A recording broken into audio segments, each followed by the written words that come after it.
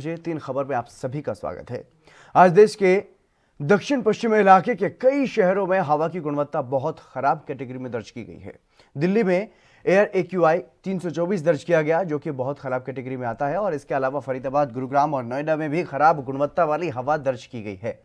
पश्चिम विक्षोभ के कारण 27 दिसंबर से हवा की गुणवत्ता और भी ज्यादा बिगड़ने की संभावना है। भारतीय मौसम विभाग के मुताबिक शुक्रवार को हवा की गति 10 से 15 किलोमीटर प्रति घंटा बढ़ी, जिससे हवा की गुणवत्ता में सुधार हुआ। लेकिन 27 और 28 दिसंबर को एक्यूआई में बदलाव हो सकता है और हवा की गुणवत्ता खराब से बहुत खराब कैटेगरी में भी आ सकती है। वहीं उत्तर भारत के अधिकांश हिस्सों में अभी घने कोहरे और कड़ाके की ठंड का सिलसिला जारी है। पंजाब, हरियाणा, राजस्थान, उत्तर प्रदेश में कई स्थानों पर न्यूनतम तापमान सामान्य से बहुत ज्यादा कम भी है, जबकि राष्ट्रीय राजधानी दिल्ली को शीतलहर से थोड़ी सी राहत मिली है। वहीं कश्मीर में न्यूनतम तापमान में कुछ बढ़ोतरी होने से ठंड की स्थिति में मामूली सुधार हुआ है। हालांकि मौसम विभाग ने अगले 2 दिनों में फिर से बर्फबारी होने की संभावना जताई है और दिल्ली में पिछले 2 दिन से शीतलहर में कुछ कमी आई है, जिससे ठंड का असर तो कम हुआ है, लेकिन एक बार फिर से प्रदूषण का स्तर बढ़ने लगा है। मौसम विभाग के मुताबिक दिसंबर के आखिर तक राजधानी का न्यूनतम तापमान 4 डिग्री सेल्सियस जबकि अधिकतम तापमान 19 डिग्री सेल्सियस तक पहुंचने का अनुमान है। वहीं इस दौरान कुछ जगहों पर मध्यम से घना कोहरा भी छाए रहने की संभावना है।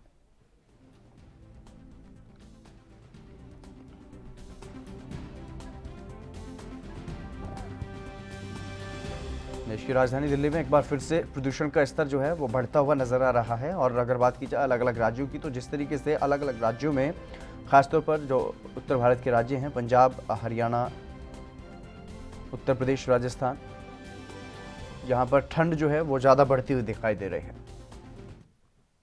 राजीव तिवारी हमारे संवाददाता हमारे साथ जुड़ गए हैं अधिक जानकारी के साथ। राजीव, क्या कुछ जानकारी है, क्या कुछ स्थिति दिल्ली में प्रदूषण की? क्योंकि लगातार अगर बात की जाए तो शीतलहर से अब तक लोगों को परेशान होना पड़ रहा था। अगर शीतलहर से थोड़ी राहत मिली तो अब प्रदूषण की एक बार फिर से मार।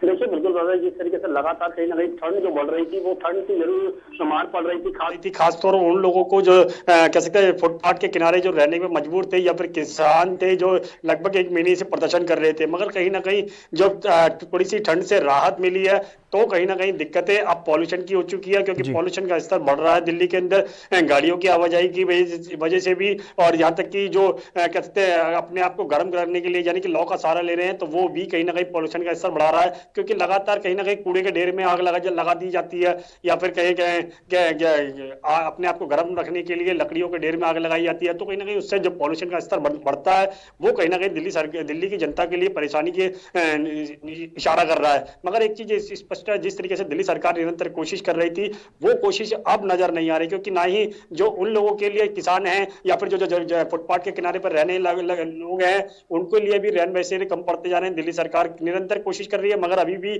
वो कार्रवाई पूरी नहीं हो पाई। मगर अब पॉल्यूशन का स्तर दोबारा से बढ़ रहा है दिल्ली के अंदर, तो कहीं ना कहीं दिल्ली सरकार को पॉल्यूशन का स्तर कंट्रोल करने के लिए कड़े कदम उठाने चाहिए, ताकि जो पहले ऑड इवन की बात करें या फिर ये कहें जो कह सकते हैं जो ट्रैफिक पे रेड लाइट ऑन गाड़ियां ऑफ की जो प्रक्रिया थी, वो भी शायद दोबारा से स्टार्ट की जा सकती है। मगर कहीं ना कहीं दिल्ली सरकार अभी इस चीजों के बारे में नहीं सोच रही है, क्योंकि सीधे उनको इलेक्शन दिख रहे हैं। तो कह सकते हैं यूपी के इलेक्शन है, पंजाब के इलेक्शन है, राजस्थान के इलेक्शन है, तो वो कहीं ना कहीं उस तरफ ज्यादातर दिल्ली सरकार का ध्यान है उधर।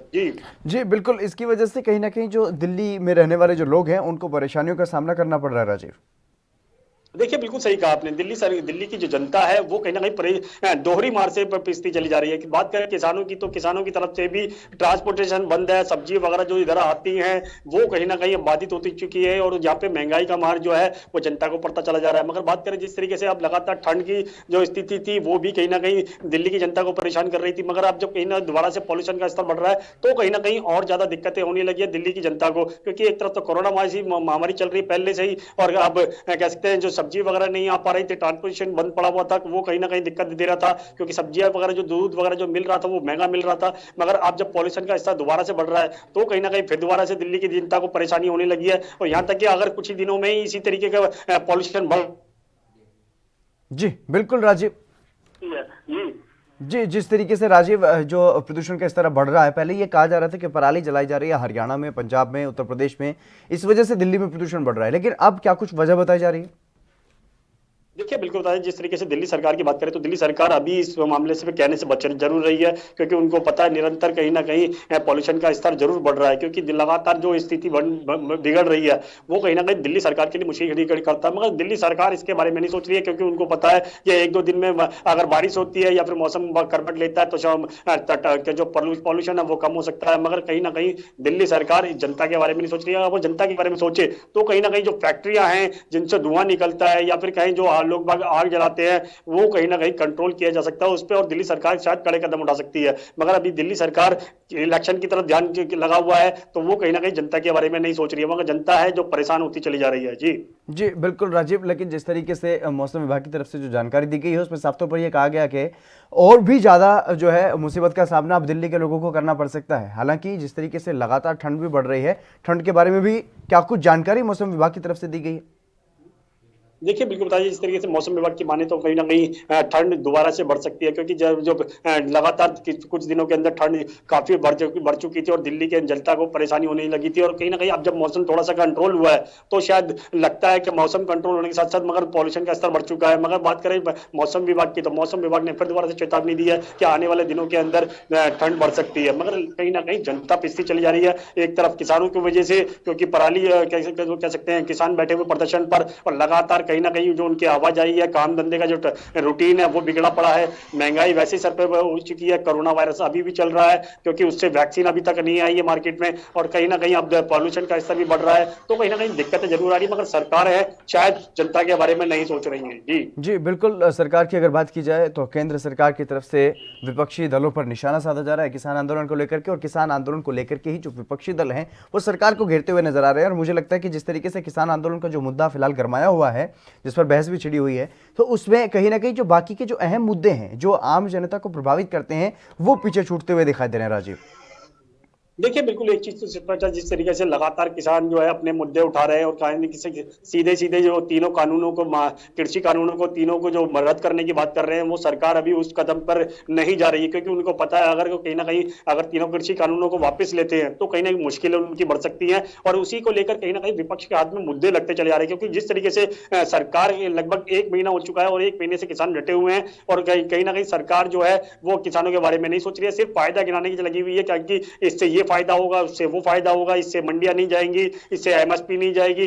वो कहीं ना कहीं विपक्ष को काफी मदद कर रहा है, क्योंकि विपक्ष को लगातार मुद्दे हाथ में लग रहे हैं और विपक्ष कहीं ना कहीं किसानों के कंधे पर रखकर केंद्र सरकार को निशाना बनाता चला जा रहा है। जी जी, लेकिन राजीव यहाँ पर ये सवाल है, क्योंकि जिस तरीके से लगातार ठंड की वजह से और कोहरे की वजह से आम लोगों को वहाँ पर परेशानी हो रही है, उसके अलावा साथ साथ में जैसा कि आपने बताया कि कोरोना भी अब खत्म नहीं हुआ है, कोरोना के मामले लगातार सामने आ रहे हैं, ऐसे में और भी ज़्यादा सतर्कता बरतने की ज़रूरत है, लेकिन सरकार निष्क्रिय नजर आ रही है इन सभी मामलों को लेकर। देखिए बिल्कुल बात करें केंद्र सरकार की या फिर दिल्ली सरकार की, वो कहीं ना कहीं अब लूजपना इस्तेमाल कर रखा है, क्योंकि केंद्र सरकार का भी ध्यान इलेक्शन की तरफ है, सिर्फ किसानों को बेला फुसला कर यानी कि एक प्रलोभन देकर उनको शांत करने की कोशिश की जा रही है। मगर जिस तरीके से कोरोना की स्थिति है वो अभी कंट्रोल नहीं हो पाई है, क्योंकि जिस तरीके से लगातार जनता भी कह सकते हैं जो वैक्सीन का इंतजार कर रही है, वैक्सीन अभी तक आई नहीं है, और कहीं ना कहीं कोरोना जैसी महामारी अभी भी चल रही है। अगर वायरस फैलता है दोबारा से तो कहीं ना कहीं केंद्र सरकार दिल्ली सरकार को बढ़ा देगी और दिल्ली सरकार कहीं ना कहीं केंद्र सरकार को बढ़ा देगी। मगर इसकी जो खींचातानी हो रही है उसके अंदर जनता पिसती चली जा रही है, चाहे वो किसान वाले मुद्दे से पिसती चली जा रही हो या फिर ठंड की वजह से, या फिर कहें कि जो पॉल्यूशन का स्तर है वो कहीं ना कहीं सिर्फ एक इसके अंदर राजनीति की जा रही है। विपक्ष अपनी काम कर रहा है, सरकार अपना काम कर रही है, मगर जनता के बारे में कोई सोचता नजर नहीं आ रहा है। जी जी, लेकिन राजीव इस बारे में क्या कुछ जानकारी है फिलहाल मौसम विभाग की तरफ से कि कितने दिनों तक और यहाँ पर जो प्रदूषण का स्तर है इसी तरीके से बना रहेगा? देखिए मौसम विभाग की माने तो मौसम विभाग ने पहले ही स्पष्ट कर दिया अभी कुछ दिनों तक इसी तरीके की स्थिति बनी रहेगी, मगर सरकारों को चाहिए कि स्थिति को कंट्रोल करने के लिए कड़े कदम उठाएं। मगर सरकार है वो कड़े कदम नहीं उठा रही है, क्योंकि सिर्फ इलेक्शन तक जा रही है, क्योंकि केंद्र सरकार का भी ध्यान सिर्फ इलेक्शन तो क्या, क्योंकि यूपी के इलेक्शन है, राजस्थान के इलेक्शन है, और कहीं ना कहीं हर तरीके के इलेक्शन के अंदर ही अपने आप को गरमाए हुए हैं और कहीं ना कहीं उन मुद्दों के तरफ देख रहे हैं। क्योंकि जिस तरह से कह सकते पश्चिम बंगाल के अंदर भी देखा जो इलेक्शन के अंदर केंद्र सरकार सिर्फ उसी तरफ ध्यान था, चाहे वो अमित शाह हो या फिर मोदी जी हो या राजनाथ सिंह हो, सबके ध्यान उसी तरफ था, इलेक्शन की तरफ। मगर जहां किसानों की जो परेशानी है, ना तो उस तरफ ध्यान दिया जा रहा है, ना ही पॉल्यूशन के जो स्तर है वो उसकी तरफ ध्यान दिया जा रहा है। दिल्ली सरकार अपने आप को नेशनल लेवल की पार्टी बनाने लगी हुई है और कहीं ना कहीं दिक्कतें जनता की जो है वो बढ़ती चली जा रही हैं। जी जी, इसके अलावा अगर बात की जाए, क्योंकि लगातार जिस तरीके से दिल्ली के लोग परेशान हो रहे हैं, दिल्ली के लोगों की परेशानी जो है वो बढ़ती हुई नजर आ रही है। ऐसे में कोई भी अगर राजनीतिक दल इस तरीके के काम करता हुआ नजर आ रहा है, तो वो जो लोग जो झुग्गी झोपड़ियों में रहने वाले हैं या फिर फुटपाथ पर रहने वाले हैं, जिनको रैन बसेरे की जरूरत होती है, कंबल की जरूरत होती है, उनकी देखभाल कैसे हो पा रही है दिल्ली में? किस तरीके से वो लोग इस कड़ाके की सर्दी में अपना जीवन यापन कर रहे हैं? देखिए, बिल्कुल बताइए, जिस तरीके से बात करें, जिस तरीके से राजनीति के अंदर कहीं ना कहीं वो गरीब लोग पिसते चले जा रहे हैं, जो फुटपाथ पर रहने के मजबूर हैं, उन तक सुविधाएं नहीं पहुंच पा रही हैं। दिल्ली सरकार बेशक कहती है कि उनके पास रैन बसेरे हैं, मगर कोविड के चलते कहीं ना कहीं रैन बसेरों के अंदर सोशल डिस्टेंसिंग का पालन करने की वजह से ज्यादा भीड़ नहीं रखी जा रही है, तो कहीं ना कहीं दिक्कतें जरूर आ रही है। मगर दिल्ली सरकार को चाहिए कहीं ना कहीं उन लोगों तक सुविधाएं पहुंचानी चाहिए जाते जो खास तौर पर फुटपाथ पर रहने के मजबूर है, क्योंकि जिनके सर पे छत नहीं है, रहने की जगह नहीं है, खाने की सुविधाएं नहीं है, काम भी नहीं है इतने, तो कहीं ना कहीं दिक्कतें जरूर है। मगर दिल्ली सरकार अभी उनके बारे में नहीं सोच रही है। मगर हाँ, कुछ एनजीओ जरूर उनके लोगों के बारे में सोच रही है, जो रात बिरात जाके रेलवे स्टेशन पर जो लोग बाग सो रहे होते हैं उनको कंबल बांट देती है, या अस्पतालों के बाहर जो लोग बाग सो रहे होते हैं उनको कंबल दे देती है, खाने की सुविधाएं दे देती है। मगर ये सारी प्रक्रिया जो है कुछ चुनिंदा संस्थाओं की तरफ से की जा रही है, ना कि सरकार की तरफ से। सरकार की तरफ से अगर इस तरीके के कदम उठाए जाए तो शायद बहुत जल्दी कहीं ना कहीं जो फुटपाथ पर रहने वाले लोग हैं उनको सुविधा मिल पाएंगी। जी जी बिल्कुल राजीव, लेकिन जो लोग परेशान हो रहे हैं उनकी तरफ से क्या कुछ कहा जा रहा है, क्या कुछ मांग की जा रही है सरकार से, ताकि उनकी कोई सुने? देखिए, बिल्कुल बता दें, जिस तरीके से हमने जो फुटपाथ पर रहने वाले लोगों से बात की थी तो उन्होंने यही सीधे सीधे कहा था कि सरकारें सिर्फ अपने बारे में सोचती हैं, ना कि जनता के बारे में। जनता जैसे पहले पिसती आई थी वैसे ही आज भी पिस रही है और आने वाले समय के अंदर भी इसी तरीके से पिसती रहेगी। मगर बात करें जिस तरीके से रैन बसेरों की, बेशक रैन बसेरे दिल्ली सरकार के पास है, बेशक और भी बना सकती है दिल्ली सरकार, मगर दिल्ली सरकार सिर्फ इस टाइम राजनीति करती नजर आ रही है और कुछ नहीं करती नजर आ रही। चाहे वो किसानों के मुद्दे पर कर रही हो या अपने आप को नेशनल लेवल की पार्टी बनाना है, तो भी कहीं ना कहीं राजनीति की जा रही है। मगर बात करें जिस तरीके से बीजेपी की, तो बीजेपी भी कहीं ना कहीं राजनीति ही कर रही है, जबकि किसानों के अंदर की बात करें, किसानों के पास जाने की बात हो या फिर उनके जो बिल की कह सकते जो कानून आया उसके लिए बात हो, या फिर क्या कहें जो फुटपाथ पर रहने वाले लोग हैं उनके बारे में भी नहीं सोचा जा रहा है। सिर्फ कुछ चुनिंदा कंबल बांटने से ही सारी मुश्किलें खत्म नहीं हो जाती है, मगर उनके बीच में उनकी परेशानियां जो हैं जब तक वो दूर नहीं की जाएगी, जब तक इसी तरीके की परेशानियां बनती रहेंगी और कहीं ना कहीं राजनीति जो नेता हैं या फिर किसी भी पार्टी के हों वो अपनी राजनीति करते रहेंगे। जी जी बिल्कुल राजीव, लेकिन इसके अलावा अगर बात की जाए, क्योंकि शीतलहर के बारे में यह कहा जा रहा है मौसम विभाग की तरफ से कि फिलहाल राहत है, लेकिन शीतलहर फिर दोबारा कब से शुरू हो सकती है और क्या कुछ परेशानियां इस बार लोगों को झेलनी पड़ सकती हैं? देखिए, बिल्कुल बताइए, जिस तरीके से मौसम विभाग ने पहले कहा था कि ये शीतलहर चलेंगी और कहीं ना कहीं पहाड़ी एरियो से जो ठंडी हवाएं आएंगी वो कहीं ना कहीं दिल्ली एनसीआर को प्रभावित कर सकती है, और खासतौर पर उन लोगों को जो बुजुर्ग है या महिलाएं हैं या बच्चे हैं, तो उनके लिए कहा गया था कि आप लोग अपने घरों में रहिए। इसीलिए दिल्ली सरकार ने भी कहा था कि ठंड से बचने के लिए लोग अपने घरों में रहे। मगर जिस तरीके से लगातार कहीं ना कहीं अब मौसम में करवट हुई है और कहीं ना कहीं तापमान नॉर्मल हुआ है और कहीं ना कहीं टेम्परेचर घटता चला गया है, वो कहीं ना कहीं अब देखना होगा कि आने वाले दिनों के अंदर मौसम विभाग की तरफ से कहा जा रहा है कि दोबारा से स्थिति वही कह सकते ठंडी हवाएं चल सकती है और कहीं ना कहीं दिल्ली की जनता को फिर परेशानी हो सकती है। मगर सरकारों को चाहिए जनता के बारे में सोचे, मगर जनता के बारे में शायद कोई नहीं सोच रहा है। जी बिल्कुल राजीव, जिस तरीके से लोगों की काफ़ी परेशानियों का सामना वहाँ पर करना पड़ रहा है, लेकिन सरकार की तरफ से कुछ नहीं सोचा जा रहा है, और ऐसे में जो वहाँ पर लोगों को परेशानी हो रही है, लोग खुद ही उससे दो चार हो रहे हैं। लेकिन अगर बात राजनीतिक दलों की करें तो राजनीति करने से उन्हें फुर्सत नहीं है। तमाम जानकारी देने के लिए राजीव बहुत बहुत शुक्रिया आपका। फिलहाल यहाँ पर रुकेंगे एक छोटे से ब्रेक के लिए, जल्द हाजिर होंगे।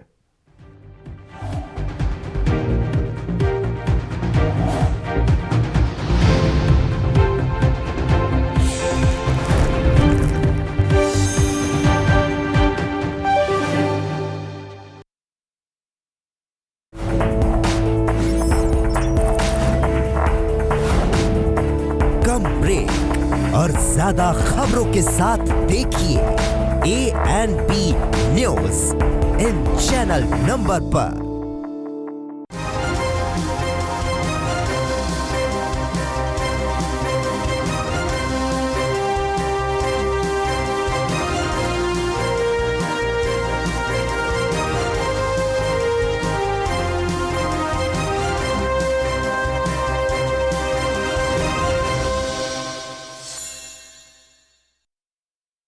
क्या आप दुबले पतले कमजोर हैं, आपकी सेहत नहीं बनती?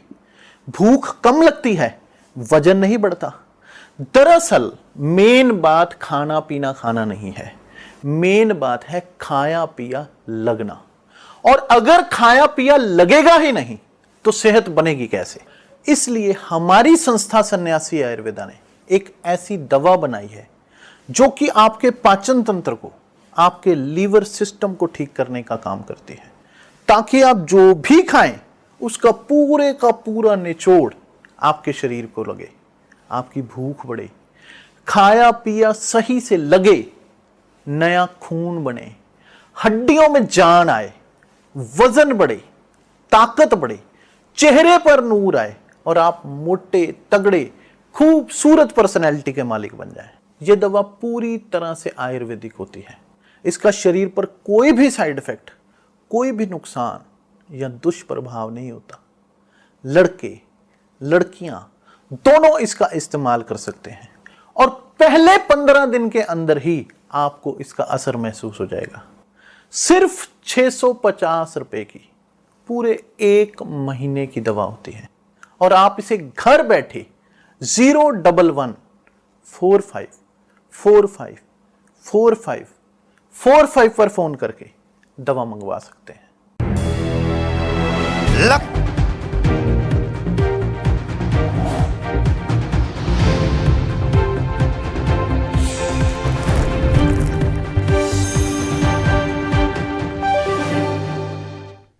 ब्रेक के बाद एक बार फिर से आप सभी का स्वागत है। खबरों में आगे बढ़ेंगे। जम्मू कश्मीर में शोपियां में सुरक्षा बलों और आतंकियों के बीच मुठभेड़ हुई। इस दौरान मुठभेड़ में सुरक्षा बलों ने एक आतंकवादी को ढेर कर दिया, जबकि सेना के 2 जवान घायल हो गए।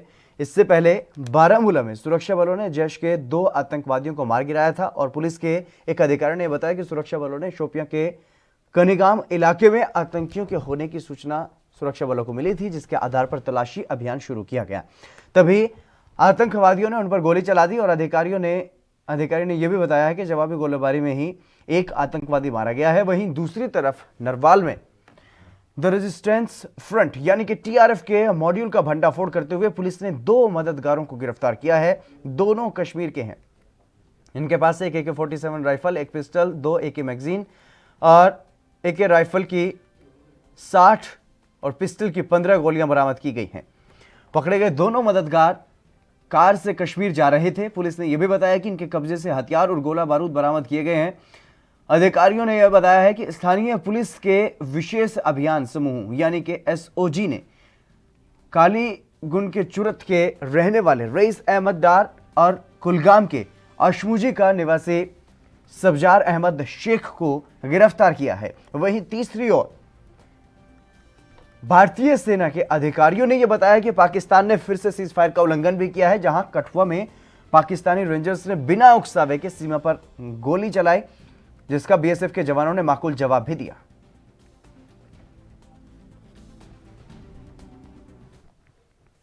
रविंद्र श्रीवास्तव हमारे संवाददाता हमारे साथ जुड़ गए हैं अधिक जानकारी के साथ। रविंद्र, फिलहाल क्या कुछ जानकारी है, क्योंकि 3 अलग अलग घटनाएं एक साथ सामने आई। एक तरफ जहां आतंकियों को एक आतंकी मार गिराया गया है, 2 जवान वहां पर घायल हुए। एक दूसरी तरफ पुलिस ने एक आतंकी मॉड्यूल का पर्दाफाश किया और तीसरी तरफ एक सीज फायर का उल्लंघन भी बिना उकसावे के पाकिस्तान की तरफ से किया गया। जी देखिए, लगातार पाकिस्तान की तरफ से आतंकियों को जम्मू कश्मीर में जो फिर से माहौल बिगाड़ने की कोशिशें जो है वो की जा रही हैं।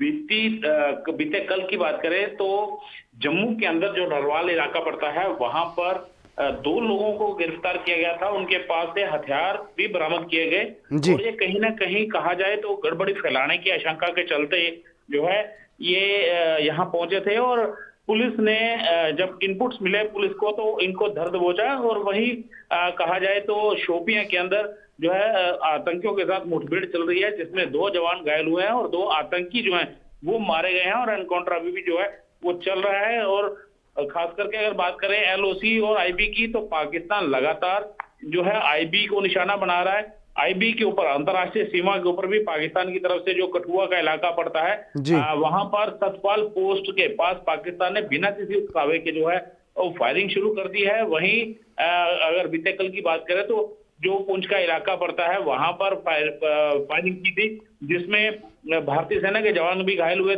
जो पोर्टर हैं वो घायल हुए थे, उनको अस्पताल में भर्ती करवाया गया था, लेकिन कहीं ना कहीं उनकी हालत जो है अब स्थिर है। तो मैं बताना चाहता हूं कि पाकिस्तान लगातार अपने जो पाले हुए आतंकी हैं वो लगातार कहीं ना कहीं, जिस तरह से जम्मू कश्मीर के अंदर अब माहौल को फिर से शांत करने की केंद्र सरकार कोशिश करती है, उसको फिर से कहीं ना कहीं बिगाड़ने की साजिश जो है पाकिस्तान लगातार कर रहा है।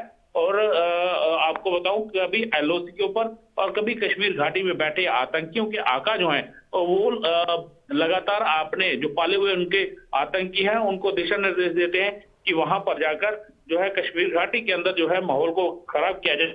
और इसी वजह से लगातार कोशिशें जो होती रही हैं, डीडीसी चुनाव जो खत्म हुए हैं उनको लेकर भी जो इनपुट्स थे कि पाकिस्तान के द्वारा जो है वहां पर चुनावों में खलल डालने के भरसक प्रयास जो है वो पाकिस्तान कर रहा है, लेकिन सुरक्षा एजेंसियों की चौकसी की वजह से ये सब पाकिस्तान के लिए पाकिस्तान नहीं कर पाया। और इसी की बौखलाहट का नतीजा है कि वो अपना खुन्नस जो है वो एलओसी का पर निकाल रहा है, आम स्थानीय लोगों को निशाना बना रहा है, भारतीय पोस्टों को निशाना बना रहा है, जिससे लगातार खास करके स्थानीय लोग जो हैं वहां पर खौफ डर के साए में जी रहे हैं। तो कहीं ना कहीं देखा जाए तो पाकिस्तान लगातार अपनी नापाक हरकतों को, चाहे कश्मीर घाटी हो या फिर एलओसी हो, आईबी हो, वहां पर अंजाम देने की फिराक में रहता है। जी बिल्कुल रविंद्र, लेकिन जो टीआरएफ के आतंकी मॉड्यूल का पर्दाफाश किया गया है उसके बारे में क्या कुछ जानकारी दी गई सुरक्षा बलों की तरफ से? जी देखिए, जो टीआरएफ के आतंकी मॉड्यूल का पर्दाफाश किया है उसमें कहीं ना कहीं जो है आतंकी यहाँ पर जम्मू के अंदर जो है गड़बड़ी फैलाने की आशंका के चलते यहाँ पर पहुंचे थे और ध्वस्त पहुंचा गया है समय रहते।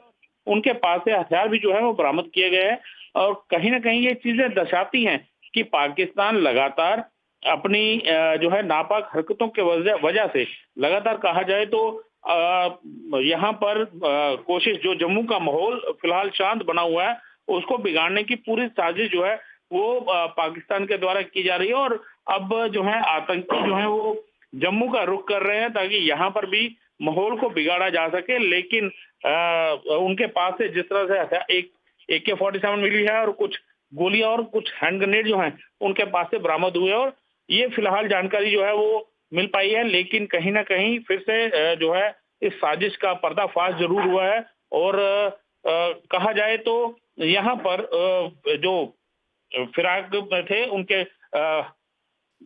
जो आतंकी यहाँ पहुंचे थे उनकी खुफिया जानकारी एसओजी की, जो जम्मू कश्मीर पुलिस का एक स्पेशल ऑपरेशन ग्रुप है, उसको जानकारी मिली थी और उनके ही द्वारा इनको जो है नरवाल के इलाके में एक कार जो है आल्टो कार के अंदर पकड़ा गया है और उनके पास से 15 पिस्टल, एक AK-47 राइफल, 2 मैगजीन, 60 राउंड जो हैं वो बरामद हुए हैं और 15 पिस्टल के राउंड जो हैं वो बरामद हुए हैं। तो ये दर्शाता है कि यहाँ पर जो है फिर से माहौल बिगाड़ने की कोशिश को है अंजाम देने की फिराक में थे आतंकी। जी अगर रविंद्र बात की जाए, जिस तरीके से शोपियां में आपने बताया कि अभी भी वहां पर ऑपरेशन जो है वो जारी है, एनकाउंटर वहां पर किया जा रहा है, तो वहां पर क्या कुछ जानकारी है, कितने आतंकी वहां पर छुपे हैं? जी देखिए, जो जानकारी मिली थी उसके मुताबिक 2 से 3 आतंकी जो हैं उस इलाके में छुपे हुए थे, जिसके बाद से पूरा सर्च ऑपरेशन चलाया गया। जब आतंकियों की तरफ, जब सुरक्षा बलों की तरफ से सर्च ऑपरेशन को बड़ा किया गया, इलाके को पूरी तरह से खंगालना शुरू किया, तो आतंकियों की तरफ से फायरिंग की गई, जिसका भारतीय सेना ने मुंह तोड़ जवाब दिया। ये एनकाउंटर मैं बताऊं तो आपको, ये कल से इसी इलाके में, शोपियां के इलाके में चल रहा है और कल भी फायरिंग जो है रात होने की वजह से फायरिंग को रोक दिया गया था, लेकिन आतंकी भाग ना जाए उसके लिए पूरा इलाके को, जहां पर आतंकी छुपे हुए थे उस पूरे इलाके को घेर लिया गया ताकि आतंकी जो है वो भाग ना सके। लेकिन जैसे ही सुबह सूरज की पहली किरण निकली, उसी के साथ एनकाउंटर जो है फिर से शुरू हुआ, जिसमें भारतीय सेना के 2 जवान जो है वो जख्मी हुए हैं और 2 आतंकी जो है वो मारे जा चुके हैं। जी रविंद्र, तमाम जानकारी देने के लिए बहुत बहुत शुक्रिया आपका। चलिए बढ़ेंगे अगली खबर की तरफ। उत्तर प्रदेश के मेरठ में लंदन से आए 3 लोगों में कोरोना संक्रमण की पुष्टि हुई है। इन तीनों में कोरोना वायरस के नए स्ट्रेन का खतरा हो सकता है। बताया जा रहा है कि ये तीनों 14 दिसंबर को लंदन से वापस आए थे और एक ही परिवार के सदस्य हैं। स्वास्थ्य विभाग को आशंका है कि ये स्ट्रेन 2 का संक्रमण भी हो सकता है। शासन ने तीनों मरीजों में स्ट्रेन 2 की जांच के लिए सैंपल दिल्ली भेजने के लिए कहा है और इसके साथ ही संक्रमित परिवार को आइसोलेट कर स्वास्थ्य विभाग की निगरानी में भी रखा गया है। जानकारी के अनुसार लंदन से मेरठ आए दंपति और बच्चा कोरोना संक्रमित पाए गए हैं और युवक के माता पिता और भाभी को भी उनकी भी रिपोर्ट जो है वो पॉजिटिव आई है। यही नहीं, पड़ोस के 9 लोग भी वायरस से संक्रमित पाए गए और इससे कोरोना वायरस की नई स्ट्रेन का खतरा अब मंडरा रहा है। केंद्र सरकार ने 9 दिसंबर के बाद से यूरोप से मेरठ पहुंचने वाले 44 यात्रियों की रिपोर्ट दी थी। इसमें से 12 यहां से देश के दूसरे हिस्सों में जा चुके हैं। 32 में से 15 की जांच शुक्रवार रात को मिली और इसमें लंदन से आने वाले एक ही परिवार के 3 लोगों की रिपोर्ट पॉजिटिव पाई गई। बता दें कि उत्तर प्रदेश में कोरोना वायरस के नए स्ट्रेन को लेकर के हाई अलर्ट घोषित किया गया है। अब तक यूके से 2135 लोगों के यूपी लौटने की खबर मिली है। इनमें गौतम बुद्ध नगर में 563, गाजियाबाद में 291 लौटे हैं और जबकि लखनऊ में 256 और मेरठ में 101 लोग पहुंचे हैं। आगरा के 58 लोग भी यूके से वापस आए हैं और आगरा में 35 लोगों की जांच की गई, जिनमें से एक संदिग्ध मिला है और अब स्वास्थ्य विभाग की टीम यूके से आए लोगों के घर पर पहुंच रही है और सरकार ने कोरोना स्ट्रेन के नए मामलों को देखते हुए स्वास्थ्य महकमे से अतिरिक्त सतर्कता बरतने को कहा है।